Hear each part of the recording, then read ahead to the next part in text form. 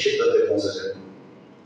প্রাচীন গ্রিসে ওরা যে এই তর্ক বিতর্কটা করতো, তার কারণ প্রাচীন গ্রিসে রেটরিক্সের একটা বিরাট মূল্য ছিল।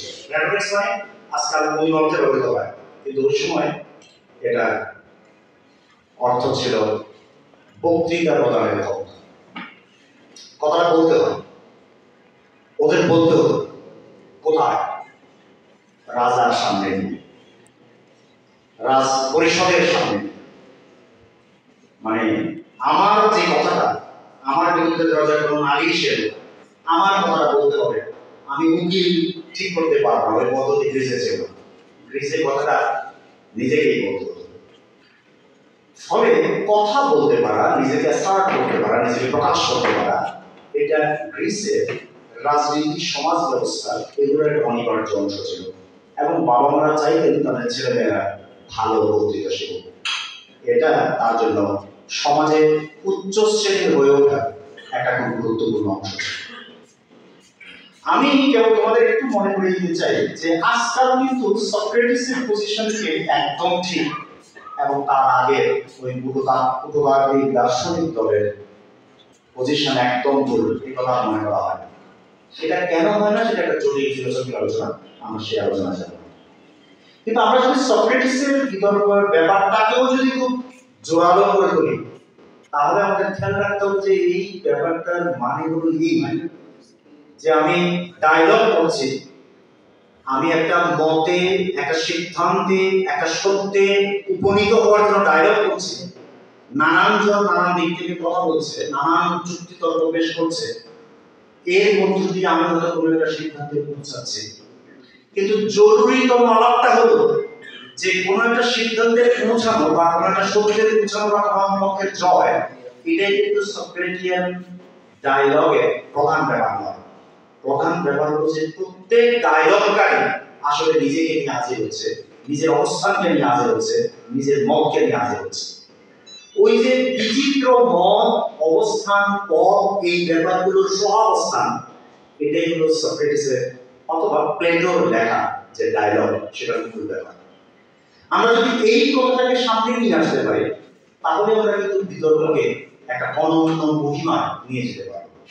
যে আসলে এটা হলো একজনকে দুষ্পাত করে দেওয়া, একজনকে সম্পূর্ণ নাকচ করে দেওয়া। কারণ কথাকে, পজিশনকে আসলে নাকচ করে দেওয়া যায় না। প্রত্যেকে তার নিজ নিজ অবস্থান থেকে উচ্চারণ করে, তার কণ্ঠস্বর, তার জিহ্বার উষ্ণতা, তার ইডিওলজিক্যাল কিংবা অপরাপর পজিশনের যে অর্জন কিংবা প্রকাশ, সেগুলো তার কথায় ঘটে, ডায়লগে ঘটে। আমি তার বিরুদ্ধাচরণ করছি, তার মানে এই নয় যে তাকে আমি অ্যানিমেট করে দিচ্ছি, তাকে আমি নির্মূল করে দিচ্ছি, ব্যাপারটা এরকম নয়।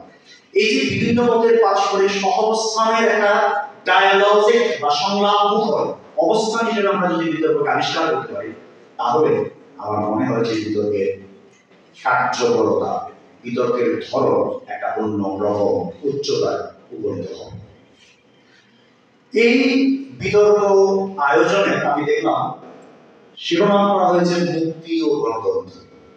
আমার প্রথমে মনে হলো যে এটার পাশেই যে আমাদের একটা তোরণ আছে, মুক্তি ও গণতন্ত্র, এটা সেটা কিনা।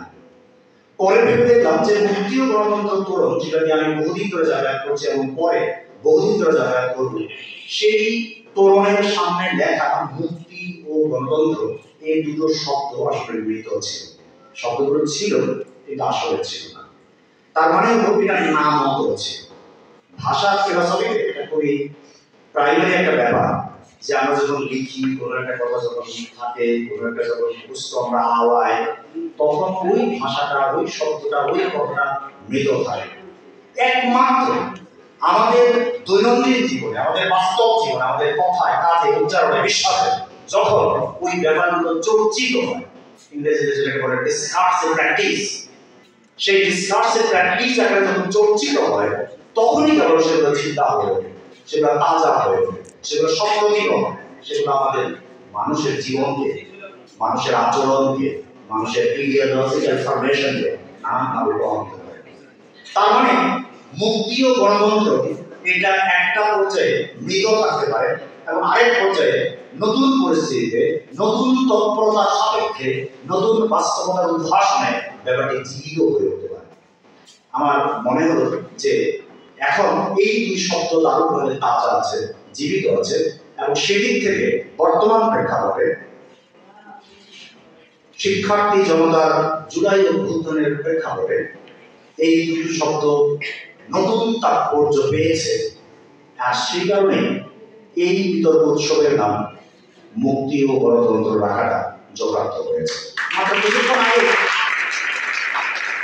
মাত্র আধা ঘন্টা আগে আমি ঢাকা বিশ্ববিদ্যালয়ে এক ছাত্রীকে একটা অনলাইন ফোনে একটা সাক্ষাৎকার ছোট তার থিসিসের কাছে। সে এই অভ্যুত্থানের বুদ্ধিবৃত্তিক পটভূমি নিয়ে একটা থিসিস লিখতে চায়, যেখানে বুদ্ধিবৃত্তিক বিভিন্ন গ্রুপ যে ঢাকা বিশ্ববিদ্যালয় অন্যত্র কাজ করত তাদের সঙ্গে এর কোনো রিলেশন বা সম্পর্ক আবিষ্কার করা যায় কিনা সেই বিষয়ে একটা থিসিস করতে চায়। সে সম্পর্কে আমি কথা বলছিলাম। সম্ভবত সবাই না পড়ে সেও এই প্রশ্ন করছিল শেষের দিকে যে এই অভ্যুত্থানের যে আকাঙ্ক্ষা এবং পরে তার যে বাস্তবায়ন আমরা দেখতে পাচ্ছি এই বিষয়ে আমার কোনো কমেন্ট আছে কিনা। আমি এর জবাবে যেটা বলেছি সেটা আজকে এখানকার আলোচনার জন্য খুবই প্রাসঙ্গিক। মুক্তি এবং গণতন্ত্র এই ধারণার জন্য খুবই প্রাসঙ্গিক। আমি বলেছিলাম যে এই অভ্যুত্থান তো কোনো একটা ইডিওলজিক্যাল পার্সপেক্টিভ থেকে কোনো একটা কর্মসূচি ঘোষণা করে কোনো একটা কি কি করা হবে তার রূপরেখা ঘোষণা করে এই অভ্যুত্থান হয়। কিন্তু অভ্যুত্থানটি হয়েছে, তাহলে মানুষের আকাঙ্ক্ষা যদি আমি বলতে চাই কি আকাঙ্ক্ষা ছিল, তাহলে আমাকে বলতে হবে খুবই বিস্তৃত রেঞ্জের কতগুলো নাম ব্যবহার করে। এই নাম আমাদের জন্য অসংখ্য নয়, আমরা খুব কম নাম থেকে এটা প্রকাশ করতে পারবো। তার মধ্যে একটা শব্দ